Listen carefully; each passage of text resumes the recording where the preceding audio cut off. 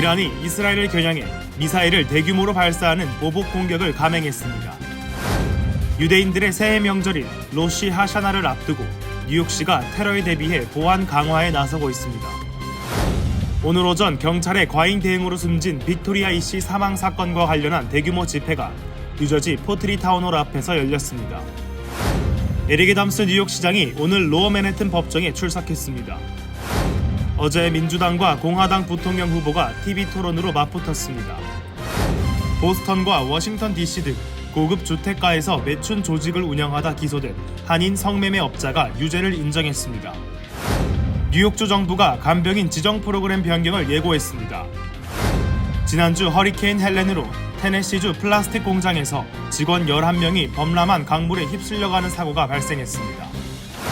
한 남성이 두 가정에 침입한 후 거주민을 공격한 혐의로 체포됐습니다. 미시건주에서 10대 어린이가 어린 여동생을 칼로 찔러 죽인 사건이 발생했습니다. 젊은 미국인들이 대학 입학 대신 숙련된 현장 기술자의 길을 걷는 경우가 크게 늘고 있습니다.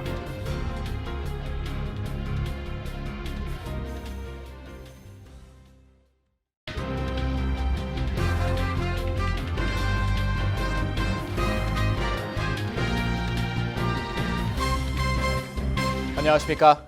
KBTV 뉴스9 이창원입니다. 중동의 전쟁 위기가 한층 고조되고 있습니다. 이란이 이스라엘을 겨냥해 미사일을 대규모로 발사하는 보복 공격을 감행했습니다. 지난 4월 미사일과 드론으로 이스라엘 본토를 공습한 지 5개월여 만으로 이스라엘은 이란의 재보복을 경고했습니다.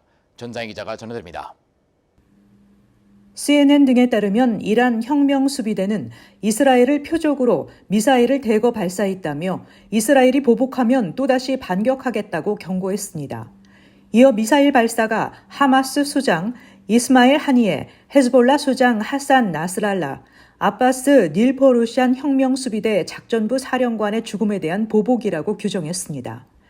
이란은 7월 말 하니에가 자국에서 암살당한 뒤 이스라엘에 대한 강력한 보복을 예고했지만 이후 이스라엘의 공세가 더 거세지자 2개월이 지난 어제 비로소 실행에 옮겼습니다. 이스라엘 군에 따르면 이란에서 미사일이 발사됐다는 사실이 포착되자 이스라엘 전역에 공습 경보 사이렌을 울리고 방공호 대피령을 내렸습니다. 대피령은 휴대전화로 전송됐고 국영TV로 발표됐다고 AP통신이 전했습니다. 텔아비브 벤구리온 국제공항 이착륙이 일시 중단됐고 요르단, 이라크 등 인접국도 영공을 폐쇄했습니다. 이스라엘에서는 이번 공습으로 인한 큰 피해가 없는 것으로 파악되면서 이스라엘의 다층 미사일 방공 체계가 또 한 번 위력을 과시한 것으로 분석되고 있습니다. 조 바이든 대통령은 미사일 공격과 관련해 미군의 이스라엘 방어를 지원하고 이스라엘을 겨냥한 미사일을 격추하라고 지시했다고 백악관이 밝혔습니다. KBTV 뉴스 전상입니다. 오늘 밤부터 4일까지 이어지는 유대인들의 새해 명절인 로시 하샤나를 앞두고 뉴욕시가 만일의 테러 사태에 대비해 보안 강화에 나서고 있습니다. 기련민 기자입니다. 이스라엘과 이란이 미사일을 주고받으며 중동에서의 긴장이 고조되는 가운데 오늘 밤부터 유대교의 대명절인 로시 하샤나가 시작됩니다. 뉴욕시 행정부는 뉴욕 경찰국과 논의를 한 끝에 보안 및 경비 강화에 나서고 있습니다. 애덤스 시장은 하마스가 이스라엘을 공격한 10월 7일에 맞춰 대규모 시위가 예정이며 난폭 시위에 대해서는 무관용 원칙으로 강력 처벌할 것이라고 밝혔습니다. 또 뉴욕시는 종교의 자유가 보장된다며 사람들의 직장 또는 예배 장소에서 공격을 받는 것은 용납하지 않을 것이라고 말했습니다.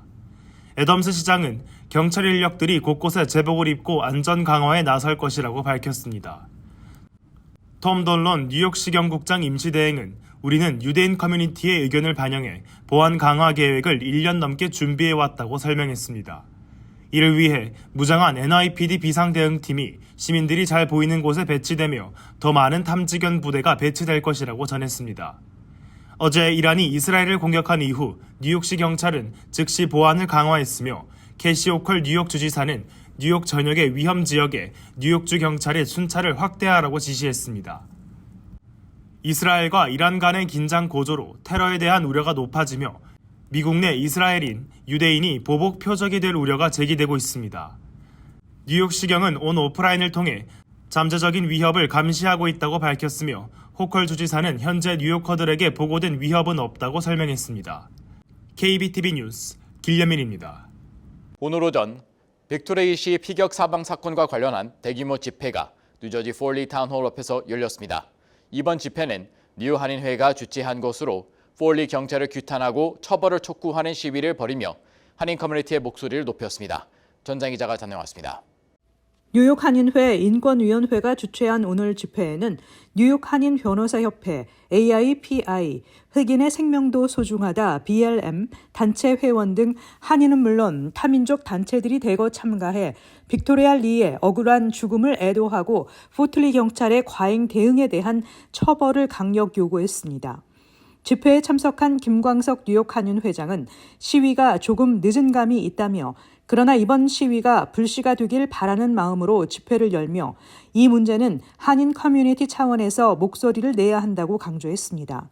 그러면서 앞으로도 이 사건과 관련한 시위를 이어갈 것이라며 한인사회에 적극적인 관심과 협조를 당부했습니다. 뉴욕 한인회 인권위원회는 오늘 퀸즈 등 뉴욕 지역 한인들을 위해 15인승 버스 3대를 대절했습니다. 앞서 아시아계 미국인 옹호단체인 AIPI 뉴저지는 포트리 경찰관에게 치명상을 입은 빅토리아 리라는 제목의 성명을 발표하고 빅토리아 리의 가족과 다른 단체와 함께 이 사건과 포트리 경찰서의 관행에 대한 철저한 조사를 촉구한다고 밝혔습니다. 경찰의 과잉 대응으로 숨진 빅토리아 리 씨 피격 사망 사건은 다른 많은 사건과 마찬가지로 법 집행기관의 충돌 시 유색인종이 얼마나 취약한지를 분명하게 보여주는 사례라는 지적이 나오고 있습니다. KBTV 뉴스 전상입니다. 해외 자금 수수 및 부패 관련 수사로 기소돼 재판을 받고 있는 에릭 애덤 뉴욕시장이 오늘 로어 맨해튼 법정에 출석했습니다. 이 자리에서 검찰은 애덤 시장에게 추가 혐의가 적용될 가능성이 있다고 밝혔습니다. 기러미 기자입니다. 에릭 애덤스 뉴욕시장이 오늘 법정에 출석했습니다. 헤이건스 스코튼 검사는 이번 사건은 매우 빠르게 수사가 진행되고 있으며 추가 기소 가능성은 매우 높다고 말했습니다. 검찰은 애덤스 시장이 불법 외국 자금을 요청하고 수수하며 오랜 기간에 걸쳐 불법을 저질러 왔다고 지적했습니다. 이 수사 과정에서 터키 항공사의 문자 메시지, 이메일 및 기록이 발견되었고 애덤스 시장은 사전에 환상을 만들어 마치 합법적이고 정상적인 것처럼 사실을 은폐했다고 밝혔습니다. 검사 측은 애덤스와 연루된 다수의 증인들이 증언할 예정이라고 밝혔습니다. 청문회 중 검찰은 애덤스 시장이 증인을 회유하려 했다는 정황도 폭로했습니다. 이번 사건과 관련한 FBI의 조사 도중 피고인 애덤스 시장이 조사를 받고 있는 증인에게 FBI의 진실을 말하지 말라는 명확한 메시지를 전달했다고 주장했습니다. 실명은 공개되지 않았지만 검찰은 해당 인물이 이번 사건에서 중대한 인물이라고 설명했습니다. 알렉스 스피로 애덤스 측 변호인은 우리는 이번 혐의에 대해 재판을 질질 끄는 것을 원치 않는다며 연방검찰의 수사기간 연장 요청에 반대 입장을 나타냈습니다. 변호인은 애덤스 시장이 재선에 출마할 시간을 확보하려면 늦어도 3월까지는 재판이 종료돼야 한다고 전했습니다. 아직까지 재판 날짜는 정해지지 않은 가운데 검찰은 더 많은 증거 자료 확보를 위해 5월 재판을 제한한 상태이며 애덤스 측은 3월 이전에 재판이 종료되길 원하고 있습니다. 검찰은 재판이 약 4주간 지속될 것으로 예상하고 있으며 애덤스 시장은 자신의 결백을 재차 강조하며 무죄를 주장했습니다. KBTV 뉴스 길려민입니다. 다음 달 5일로 다가온 대통령 선거를 앞두고 어제 저녁 민주당과 공화당 부통령 후보가 TV 토론으로 맞붙었습니다. 민주당 후보인 팀 워스 미네소타 주지사와 공화당 후보인 JD 밴스 하원의원은 이번 토론에서 경제, 총기 규제, 이민 문제 및 학교 총격 사건 등 다양한 주제를 두고 충돌했습니다. 기러미 기자입니다. 어제 뉴욕시 CBS 방송센터에서 열린 이번 부통령 후보자는 대선을 위한 티켓을 놓고 치열한 공방을 벌였습니다. 가장 먼저 중동 문제가 논의됐습니다. 월즈 주지사는 중동 분쟁과 관련해 이스라엘의 이란 선제 공격을 지지하냐는 질문에 즉답을 피했습니다. 대신 트럼프 전 대통령이 재임 기간 이란과의 핵 합의에서 탈퇴하면서 이란이 핵무기 보유에 더 가까워질 수 있었다고 비판했습니다. 공화당 벤스 의원은 이란이 바이든 해리스 행정부에서 1,000억 달러가 넘는 동결 자산을 돌려받았다며 이 자금이 무기 구입에 사용되고 있다며 바이든 행정부를 비판했습니다. 이민 정책에 있어서도 바이든 행정부의 허술한 국경 정책으로 인해 마약이 미국으로 대거 유입됐다고 비판하며 도널드 트럼프의 국경 정책을 재시행하고 국경 장벽을 건설하며 불법 이민자 추방을 다시 시행해야 한다고 강력히 말했습니다. 벤스 의원과 팀 월즈 주지사는 겉으로는 친절한 태도를 유지했지만 각자 상대 측 대통령 후보자를 비판했습니다. 월즈는 트럼프의 나이를 지적하며 80세 가까이 된 트럼프가 군중이 얼마나 모였는지 규모에 대해 강조하고 언급하는 것은 지금 이 시대 국민들이 원하는 리더십이 아니다라고 비판했습니다. 경제 정책에 있어서 월즈는 트럼프 전 대통령의 감세 정책은 부유층만 혜택을 보고 국가 부채가 크게 늘어날 수 있는 정책이라고 비판했습니다. 이어 트럼프 전 대통령의 20% 관세 공약은 인플레이션을 키우고 경기 침체로 이어질 수 있다고 지적했습니다. 이에 반해 벤스 의원은 해리스 부통령이 한 일은 식품 및 주택 가격 상승을 견인한 것뿐이라며 중산층을 위한 정책을 내놓을 것이라고 말하면서 왜 지금 당장 시행하지 않느냐고 반문했습니다. 벤스 의원은 국경을 허술하게 관리한 결과 미국 내 마약과 총기 범죄 조직이 대거 유입됐다며 학교 보안과 안전을 위해 힘써야 한다고 강조했습니다. 이에 월즈는 학교를 요새처럼 관리할 수 없는 것이라며 위험한 사람의 총기를 일시 압류하는 레드 플래그 법과 총기 구매자 신원조회 강화 등 총기 규제에 나서야만 한다고 목소리를 높였습니다. 두 후보자는 각자 자신의 러닝메이트와 그 정책을 옹호하고 홍보하며 90분간 이어진 토론을 마쳤습니다. KBTV 뉴스 길려민입니다. 버스턴과 워싱턴 DC 등 고급 주택가에서 매춘 조직을 운영하다 기소된 한인 성매매 업자가 유죄를 인정했습니다. 연방 검찰은 조직을 운영한 이 씨가 최대 25년의 징역형에 처할 수 있다며 추방될 가능성도 있다고 밝혔습니다. 또한 한인 조직원들이 보유하고 있는 고객 명단의 공개 여부에도 관심이 모아지고 있습니다. 전장 기자의 보도입니다. 연방검찰 매사추세츠주 지검은 매춘 조직 운영 혐의로 기소된 42세 한 이 씨가 매춘 알선, 강요 및 자금 세탁 등에 대한 2건의 혐의에 대해 유죄를 인정했다고 밝혔습니다. 이 씨는 2020년에서 2023년 사이 의사, 기업체 임원, 교수, 변호사, 회계사 등 전문직 종사자들을 대상으로 매춘 조직을 운영하면서 고객 명단을 관리하고 수익을 은폐하기 위해 머니오더 등으로 전환해 자금을 관리한 혐의를 받았습니다.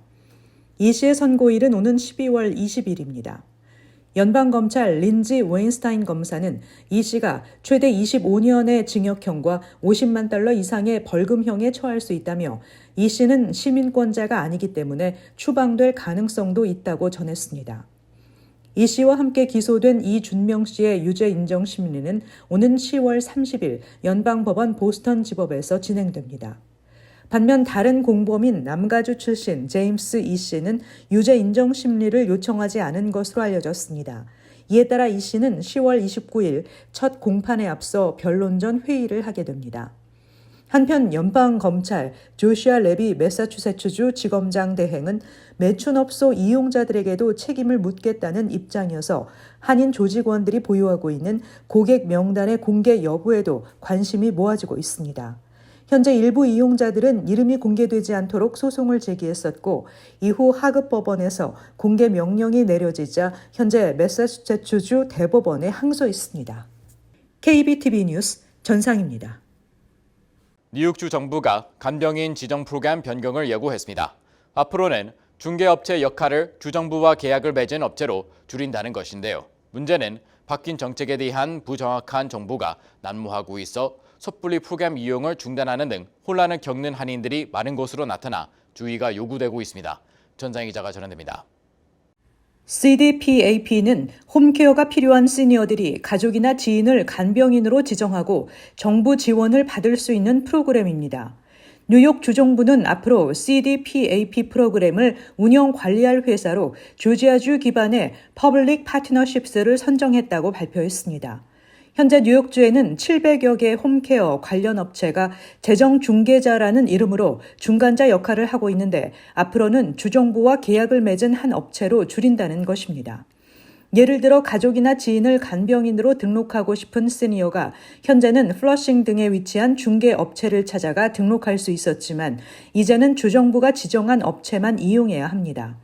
주정부는 지역별 파트너 30곳을 선정해 하청을 주겠다고 했지만 아직 전체 리스트는 발표되지 않았습니다. 바뀐 CDP-AP 정책은 내년 4월 시행될 예정입니다.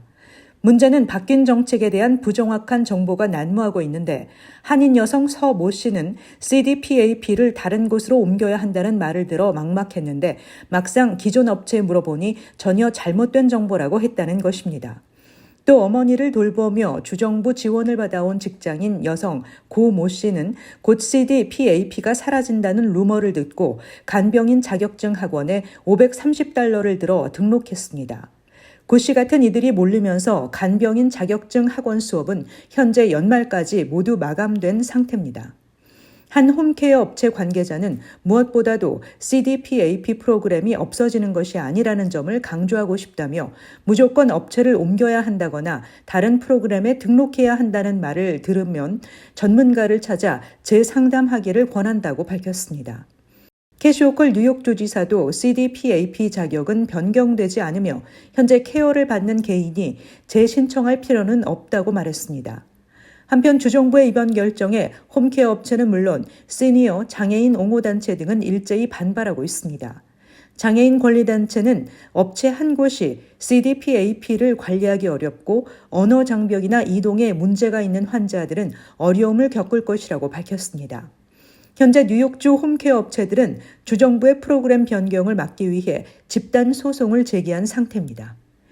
KBTV 뉴스 전상입니다. 지난주 금요일 허리케인 헬린으로 테네시주 플라스틱 공장에서 직원 11명이 범람한 강물에 휩쓸려가는 사고가 발생했습니다. 기러미 기자입니다.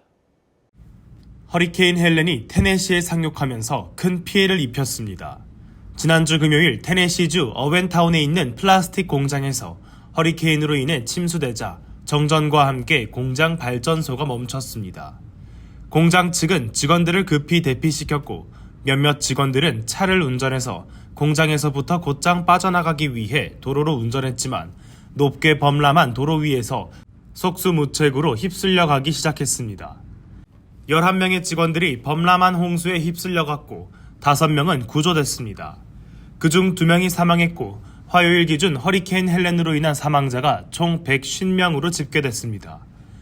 허리케인으로 인해 놀리처키 강 근처에서 시작된 범람이 인근 도로와 플라스틱 공장 문 전체를 덮쳐 빠르게 침수됐습니다.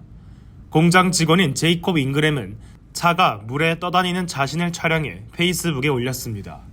그는 떠내려가지 않기 위해 물 위에 있던 잔해물 더미에 매달렸다고 전했습니다. 잉그램과 다른 4명의 직원들은 물 위에서 테네시 주 방위군의 헬기로 무사히 구출됐습니다. 다른 공장 직원 로버트 자비스는 회사가 직원들을 빨리 대피시켜야 했다고 덧붙였습니다. 자비스는 자신이 운전해서 대피하려고 했을 땐 이미 모든 도로에 침수가 완전히 진행된 상황이었고 도로 곳곳에 물이 빠르게 차올랐다며 아찔했던 상황을 전했습니다. 지난 월요일 플라스틱 공장은 성명문에서 지난 금요일 날씨를 계속 확인했으며 침수가 주차장과 인근 도로로 확대됐을 때 공장 매니저는 직원들을 집으로 돌려보냈다고 전했습니다. 하지만 생존한 공장 노동자는 언론의 공장 측의 늑장 대응으로 참사가 벌어진 것이라고 반박했습니다. 공장 측은 직원들이 즉각 대피해야 한다는 의견에 아직 대피할 정도는 아니라며 홍수로 인한 대피 경고도 무시하고 직원들의 대피를 막았다고 덧붙였습니다. 한편 플라스틱 회사 창립자는 지난 월요일 성명을 통해 훌륭한 직원들을 잃었다며 유가족들을 위해 기도한다고 전했습니다. KBTV 뉴스 길예민입니다. 33세 남성이 두 가정에 침입한 후 14세 소년과 40세 남성을 공격한 혐의로 체포됐습니다. 남성은 현재 아난다가 카운티 구금 중이며 주거 침입, 무기 중상해죄, 아동상해 시도 혐의로 기소됐습니다. 최슈 기자입니다. 월요일 새벽 스톤필드 로드와 베일리 드라이브에서 가정 침입 사건이 발생했습니다. 베일리 드라이브에 거주하는 스티브 마틴은 월요일 오전 5시경 갑자기 여자친구가 비명을 지르길래 깼는데 변기 뚜껑을 들고 여자친구를 치려고 하는 남자가 서 있었다고 말하며 자신이 침대에서 뛰쳐나오자 그가 변기 뚜껑으로 자신의 이마를 쳐 바닥으로 쓰러졌다고 설명했습니다. 그러나 마틴은 가족을 지키기 위해 끝까지 싸웠다고 말했습니다. 마틴은 두개골 골절 수술을 받기 위해 병원으로 급히 이송되었습니다. 33세 레이샨 브로드워터는 벽난로 앞에 있던 삽과 포커를 무기로 사용했습니다. 마틴은 이 모든 것이 계획된 것 같다고 말했습니다.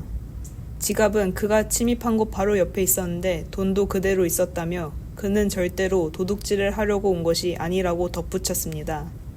브로드워터는 떠나기 전 가족에게 미안하다, 잘못된 집이다, 집을 잘못 찾아왔다고 말하다가도 잘못 온 게 아니다 라고 했고 결국 도망갔다고 전했습니다. 경찰은 브로드워터가 스톤필드 로드에 있는 집에서 14세 소년을 공격했으며 같은 거리에 위치한 사바나 몬툴리의 집에도 침입을 시도했다고 밝혔습니다.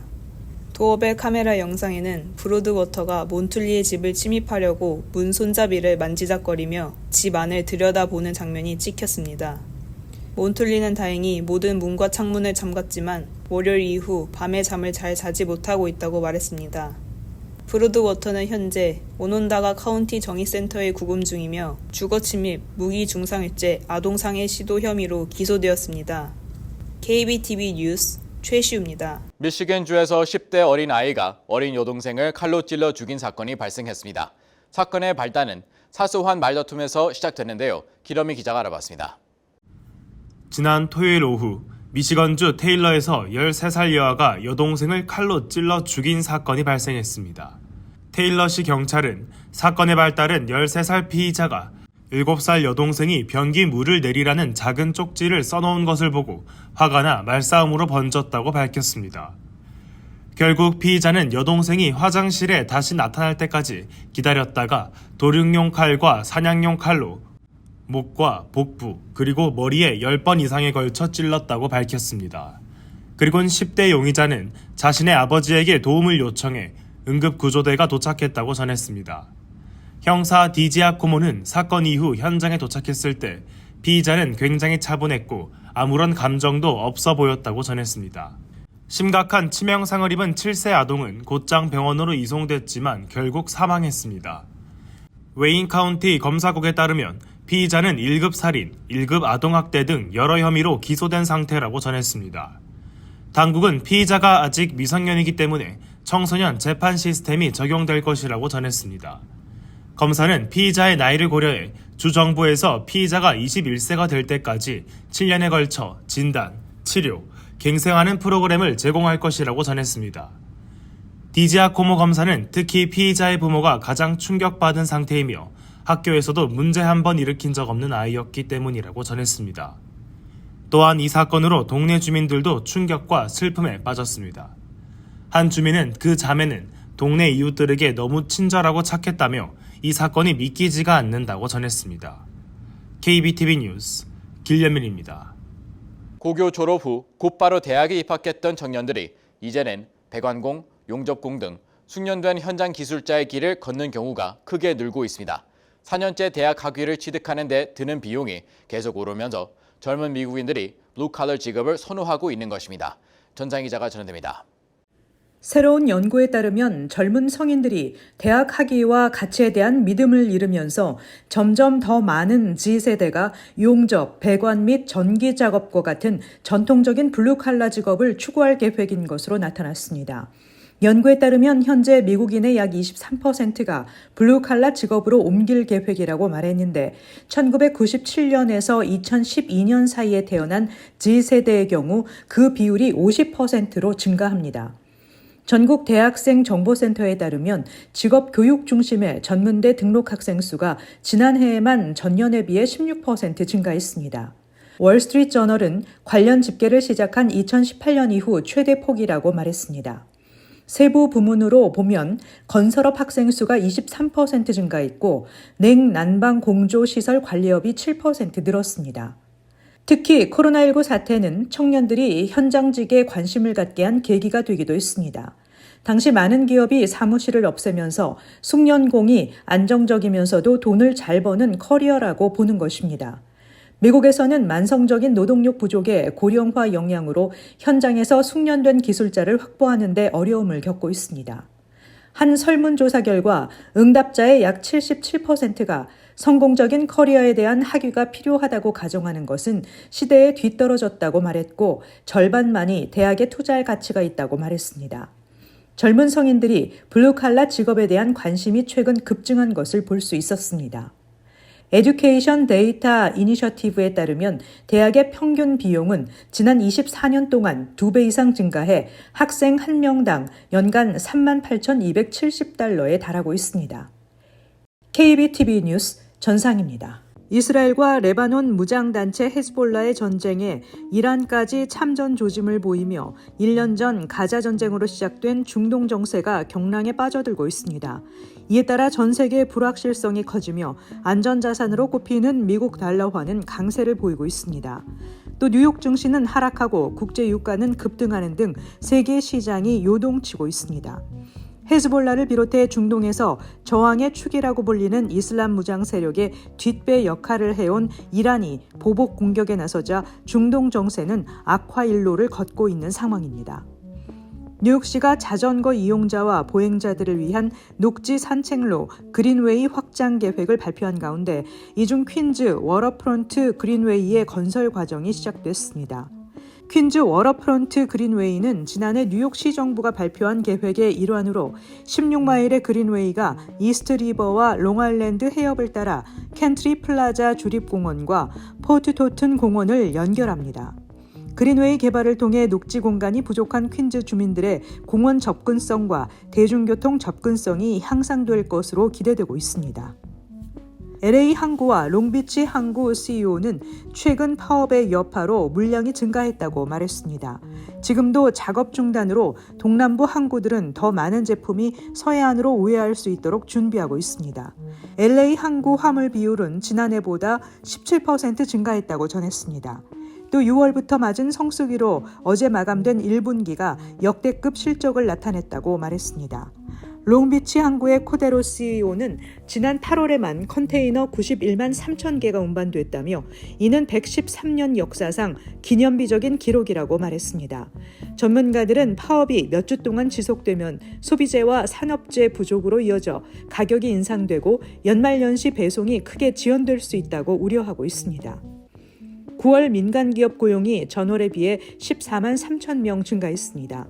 9월 증가폭은 8월 증가폭보다 커졌으며 다우존스가 집계한 전문가 전망치도 웃돌았습니다. 임금 상승률은 전년 같은 기간에 비해 4.7%로 8월 상승률에 비해 소폭 둔화됐습니다. 물가 상승률이 연준의 목표 수준에 근접하면서 시장의 관심사는 물가보다 경기와 고용 흐름으로 옮겨간 상태입니다. 뉴저지주 상원 커뮤니티와 도시문제위원회는 다세대 아파트 렌트 신청 수수료를 $50 이하로 제한하는 법안을 찬성 4, 기권 1로 처리해 본회의로 송부했습니다. 이 법안은 세입자에게 부과하는 렌트 신청서 수수료를 최대 $50까지로 제한하는 내용입니다. 아울러 신청 수수료가 입주 희망자의 신용 확인 비용을 초과해서는 안 된다는 내용도 담고 있습니다. 만약 아파트 소유주가 이를 어길 경우 위반당 최대 $1,500의 벌금이 부과될 수 있습니다. 다만 1가구 및 2가구 주택은 수수료 제한 조치에서 면제됩니다. 잠시 후 커뮤니티 브리핑을 전해드립니다.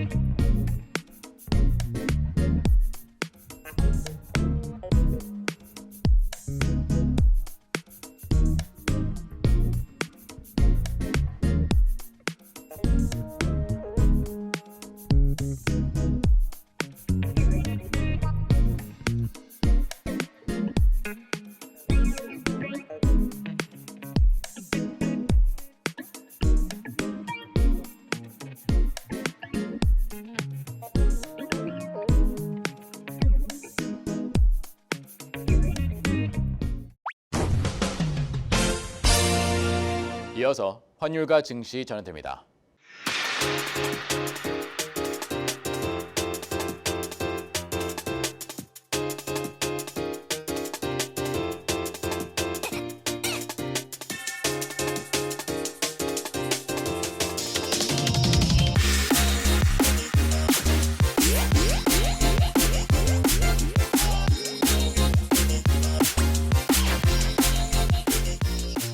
잠시 후 뉴욕과 뉴저지 날씨 전해드립니다.